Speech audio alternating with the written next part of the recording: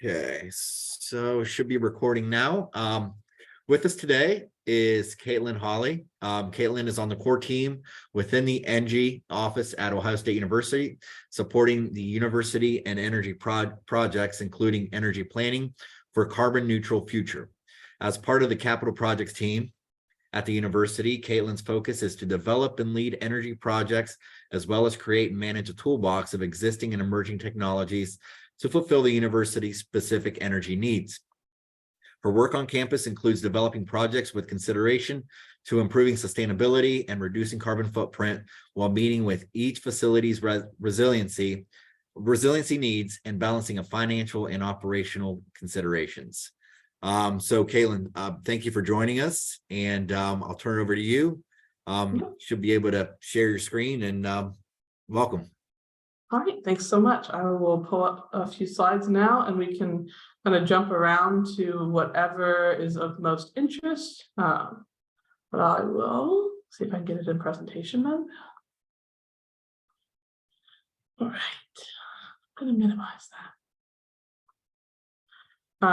So I did put together, you just did my introduction and I appreciate that, but I'm a graduate of Ohio State University. Spent about a decade over at Battelle doing some Department of Energy and commercial focus energy research.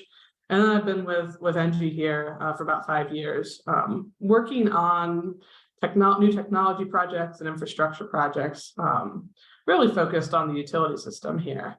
So I want to talk a little bit and just share some high-level information about the campus, especially the Columbus campus where our work is focused, and what the energy systems on campus look like, how they're run, how they exist seamlessly within the campus infrastructure, and how we're upgrading them over time, how we're improving the efficiency of the systems. So we've got a huge Columbus campus, and it's nearly 500 buildings, but maybe over depending on how you count warehouses and parking garages.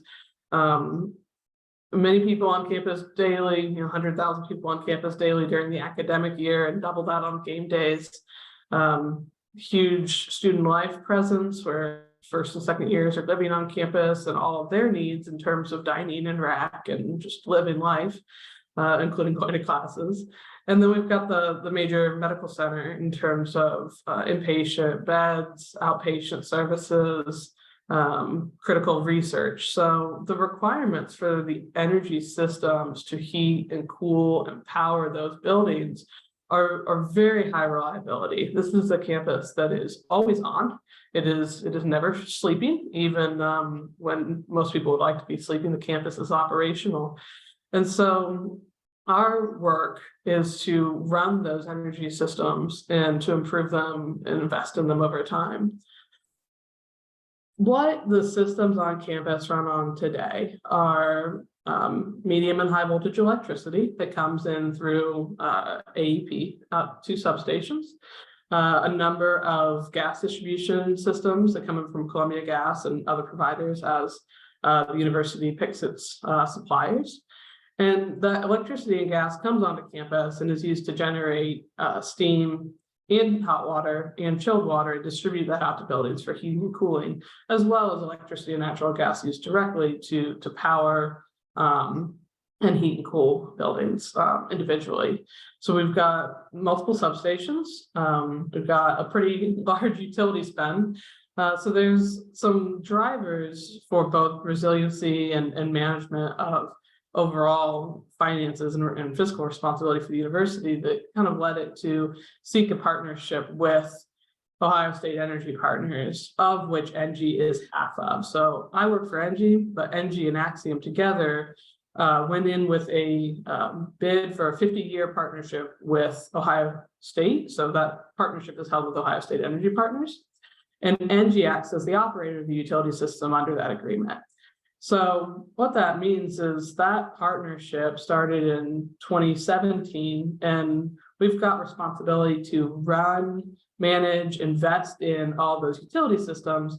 We also brought a fairly sizable payment upfront to the university's endowment to be able to enable its reinvestment in those energy and utility systems. one of the key tenets of our partnership is also to reduce energy consumption on the Columbus campus by 25% over the first 10 years of the partnership. So started in 2017, year 10 will be 2027, and then we'll do an audit year essentially in 2028.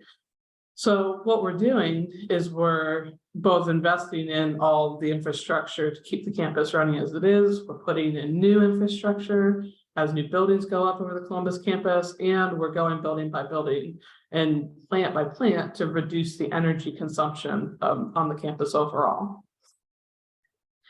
The parts of our program that are key, I've mentioned there, the systems operation. They're a consulting role for energy supply. So we don't buy electricity or natural gas or sell a commodity back to the university buildings. What we do is we act as an advisor on the markets, on where we could look at alternate sources of energy, but we're kind of a consultant in that supply.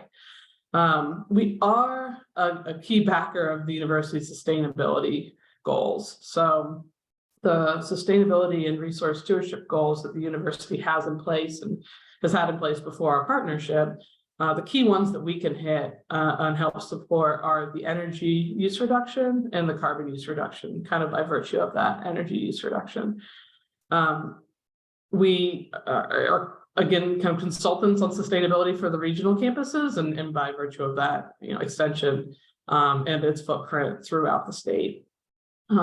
We've also have a really core tenet in academic collaboration. So written into our 50-year partnership are internships. We have no fewer than 10 internships a year for Ohio State students to come get hands-on experience for energy industry and infrastructure, construction, project management, finance, communications, everything that you need to run these kinds of big infrastructure projects. But we're also in the process of building Energy Advancement Innovation Center. That center will be a physical building on the Columbus campus, on West Campus, kind of an anchor to Carmenton. And it'll be a place to bring together entrepreneurs, academic researchers, students, and industry to be able to get big ideas, big energy ideas out into the world, really act as a launch pad for ideas that come out of the university that can be supported by industry and entrepreneurial partnerships. We do also have kind of a heavy support for development of energy and sustainability curriculum as part of our partnership. So we really take seriously the progress for the university too, and looking at alternate ways to heat, cool, and otherwise fuel the systems on campus, looking at alternatives that have a lower carbon footprint as the university expands and in some places changes its space use, looking at what the best options for the utilities are, for the energy systems are for those buildings. Kind of a quick why it's important is because many of our carbon emissions in the states come from these commercial and residential buildings. Those are the things that we can control in terms of trying to reduce that footprint and trying to reduce the overall carbon footprint of the university's built space and act as an example for other Big Ten schools, other schools in our climate geography, act as a thought leader in terms of our partnership, really to try to mitigate some of these worst effects of climate change, because we are seeing weather patterns change, we are seeing more and more major events. We can help add to the progress that is kind of gaining momentum worldwide to reduce overall carbon emissions. I'm going to navigate to focus on our built space here, I have a pretty extensive slide deck, but maybe to focus on what we're doing on campus. So all of those different footprints, different functions, different uses for the energy systems on campus are based on what the buildings need to be able to do. So you can imagine the energy systems, the energy use intensity of a hospital is much higher than a dairy barn out on Waterman Farms, but both need power, both need heat in many cases. And both need to be right sized to run efficiently and meet the requirements. So some of the heavier energy use intensity buildings we have on campus are food service and healthcare. Some of the lower ones, maybe office space or public assembly type space, big open areas, but they still need their energy needs to be met. So one of the first things we did on campus is we deployed about 1,000 smart meters to meter all of the utilities at each of the buildings. So we have near real-time information coming in about how energy is being consumed on the different fronts for each building. So how electricity or natural gas, how the heating and cooling utilities are being consumed, to be able to benchmark the buildings to see how they're performing against how we would expect them to perform. So this can be done, this is one of those things that can be done kind of anywhere, and at the least granular level, you might have a monthly utility bill and looking at how that looks over time, and if you're seeing what you expect to see in terms of your energy consumption. But the more granular you get, maybe 15-minute data or 1-minute data, you can start to see anomalies, maybe where systems are going to fail or where a building is running in an inefficient way, and go in and troubleshoot where your energy systems might be a little bit out of whack. I did mention that we've got these distributed energy sources on campus where we are bringing in electricity and then in our plants making chilled water or steam or hot water, and then we're pumping that out through big piping, through utility tunnels, in some cases just directly underground from these plants to the buildings. And so what that does is it allows you to have your backup equipment, your operations all focused in one place, and your efficiency for the bigger equipment generating those heating and cooling utilities. It makes you able to generate that heating and cooling more efficiently than it would in each individual building. So these investments were done ahead of our long-term agreement, but they're a key part of what we're doing is investing in the to put new, more efficient equipment in, and also to maintain all the distribution piping that goes out throughout the campus to make sure there's no leaks, to make sure the buildings and the systems are right sized, to make sure everybody's got heating and cooling, but it's done the most efficient way possible as we go and as we invest in the infrastructure. So just as an overhead, these buildings are intended to be kind of seamless within the campus. The plants are next to their distribution network. So there's one on Cannon Drive near the hospital. There's one across from McDonald's on High Street, and then the one right next to the SHU that also has the steam plant in it. And we also do some work with the geothermal system that's largely owned and maintained by Ohio State's Office of Student Life. But we work with them to maintain and monitor their well fields and to optimize their operations for heating and cooling the south dorms on campus. Just as an interest, there are miles and miles of piping on campus in terms of tunnels, in terms of steam infrastructure. We don't have to go into all the details, but I thought it would be maybe of interest to share how many different systems are underfoot on campus. The last thing I want to cover is our energy conservation measures. This key tenet, this reduction of 25% in the first 10 years, is capped at a budget of $250 million. So those are investments that are being made building by building, system by system, to do as much as possible to make each of these buildings run in the most efficient way possible. Really modernizing some of the equipment and some of the controls and how buildings are operated. The idea is to look at, on a square footage basis, what you can do in every system to save the most amount of energy for a reasonable investment. So looking at adjustments to HVAC systems, updating lighting, using heat recovery, which essentially is, instead of having waste heat from a process like making the cooling for the building, often means that you have to reject some heat. If you can capture that heat and reuse it for another process in the building, then you're essentially getting some free energy by capturing that and using it. So our ECM program is all to reduce that energy consumption, reduce the commodity purchase, and help the university lower its carbon footprint.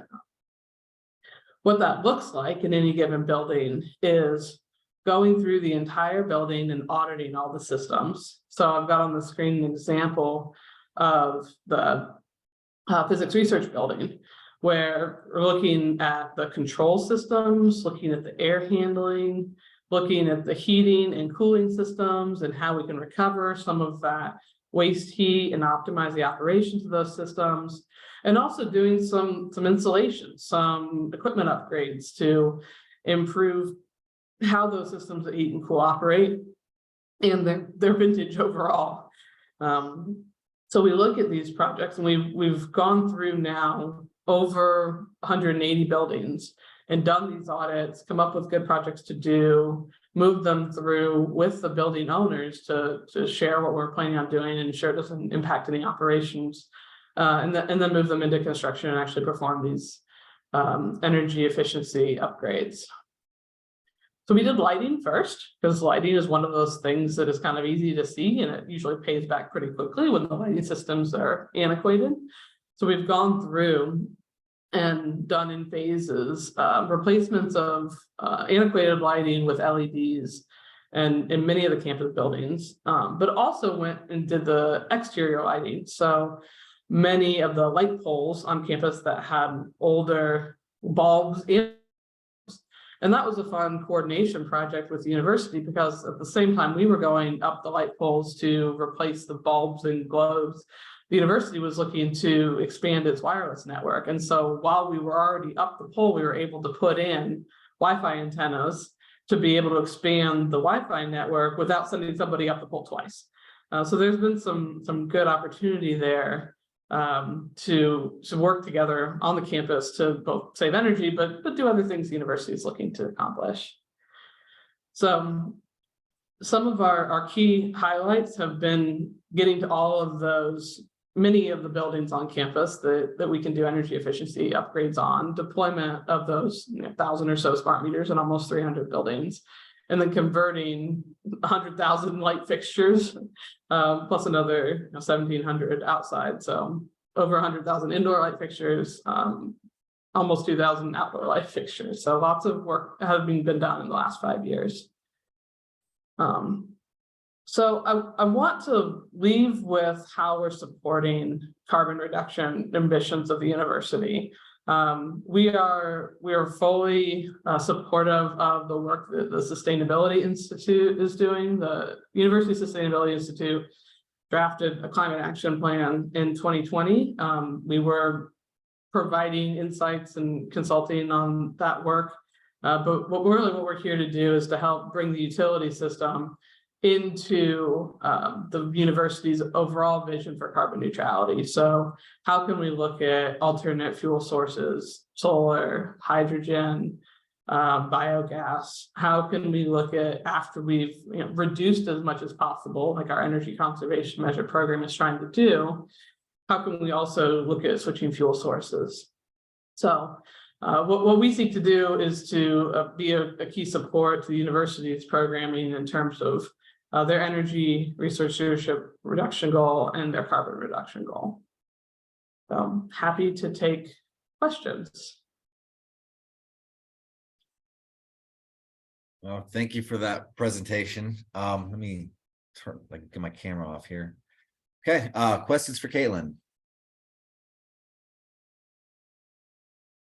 So I had one, and I'm not sure if I missed it, and if I did, apologize. But I guess as far as the other branches go, is there a similar mission? Are there people? I don't know if they're still called Engies in different campuses, but different program managers kind of to your capacity and other campuses too with the same mission. So what we're trying to do is support the centralized resources like the university energy engineers, they kind of exist in different units, but we've got working groups to help roll out our learnings from the Columbus campus onto all the regional campuses and onto all the other facilities throughout the state. University has purview over. So our long-term contract doesn't include those regionals except for on a consulting basis, being able to support if they've got questions.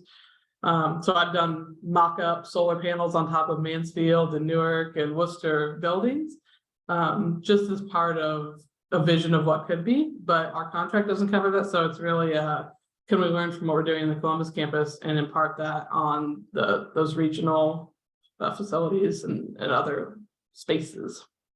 Yeah, because I was thinking with ATI, it's agricultural based and a lot of land.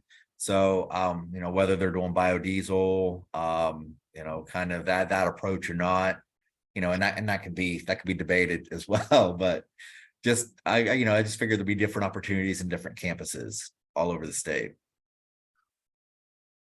Yeah, for sure. Anytime somebody from another campus that's not Columbus calls, we always field the energy and utility side answers to the best of our ability. Other questions for Caitlin?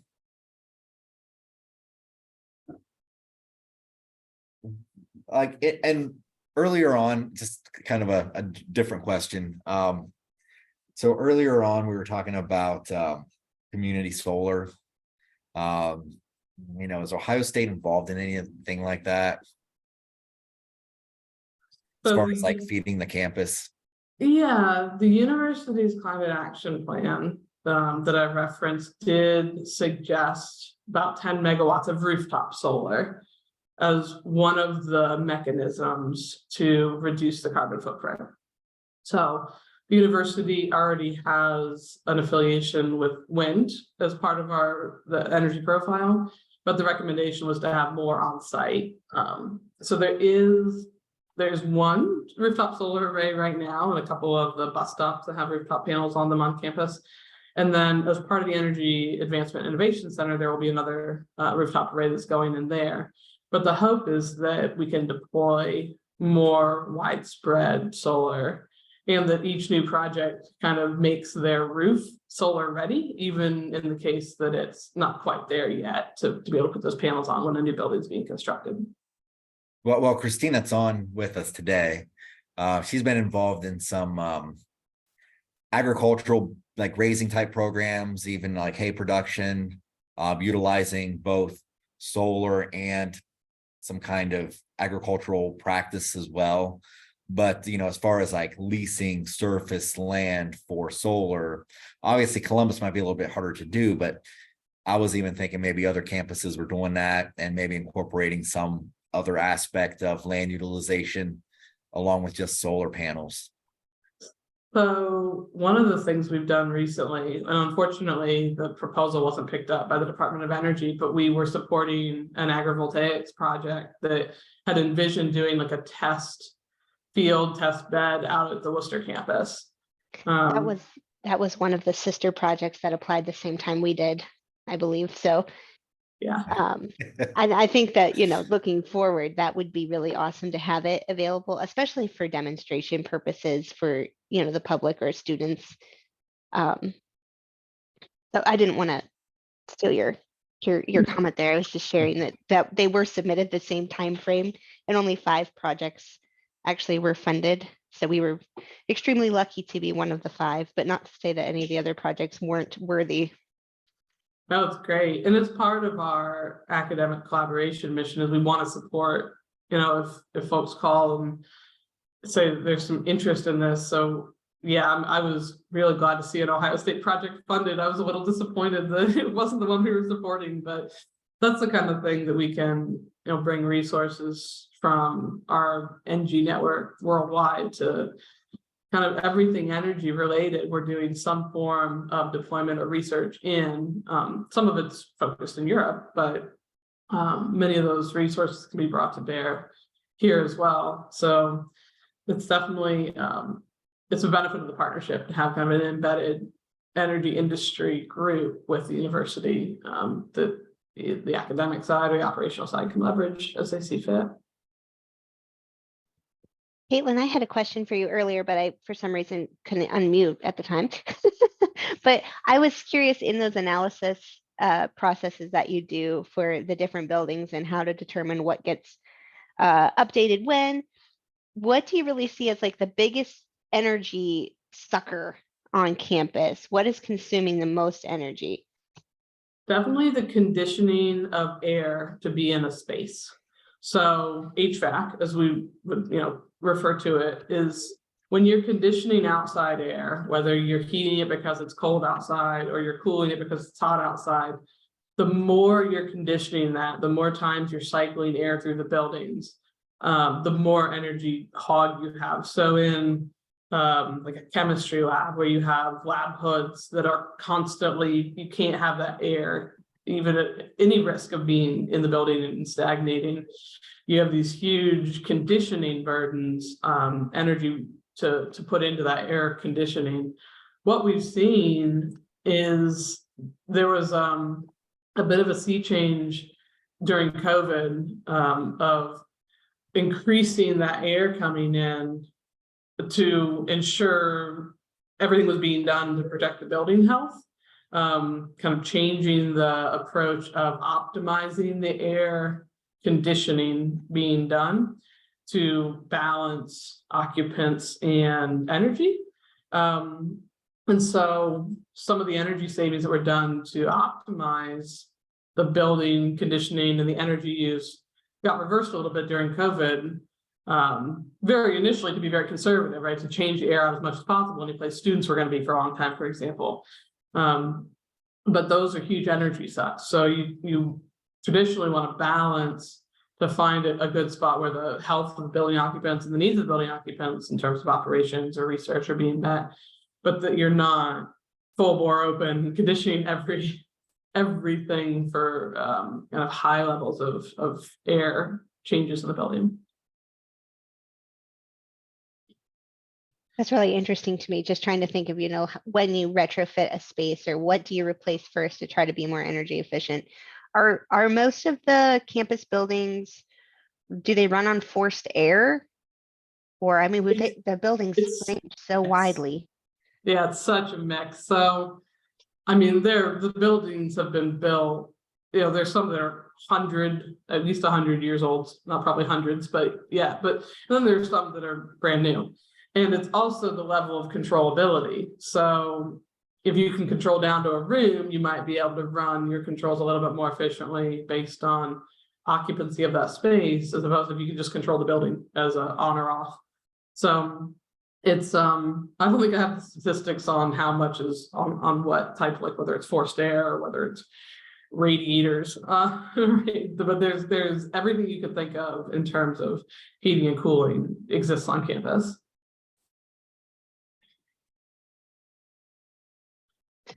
I'd be curious. It's so interesting to me because the network of the university is so broad. But like, I wonder how much does energy consumption change like on a home football game day? How much energy does the shoe suck? But then you'd think, well, if everybody's at the shoe, maybe energy consumption elsewhere is lower. But like these influxes of during the school year versus summertime versus Yeah, there's a lot complex. that's already done, like especially in the Office of Student Life. So when they know their buildings aren't occupied, they set their set points for their thermostats back to, ensure that it's safe and you're not going to cause any moisture condition problems in the building, but to save the most amount of energy possible. So many of those things are done unit by unit too, of who makes those programming decisions and controls. So whereas you look at the med center and their profile will not change over the course of whether it's a game day or not. Maybe it gets worse on a game day too, but their operations are just very different. So a lot of it does depend on people who are looking at the controls and trying to save energy, trying to save on their energy bills, and what their operations can bear. Very interesting. Thank you for sharing with us today. I appreciate your time.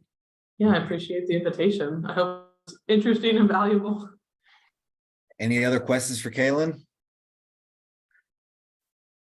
Not, I hate Caitlin, thank you so much for joining us. I don't think we have much else on the agenda. Let me stop the recording here.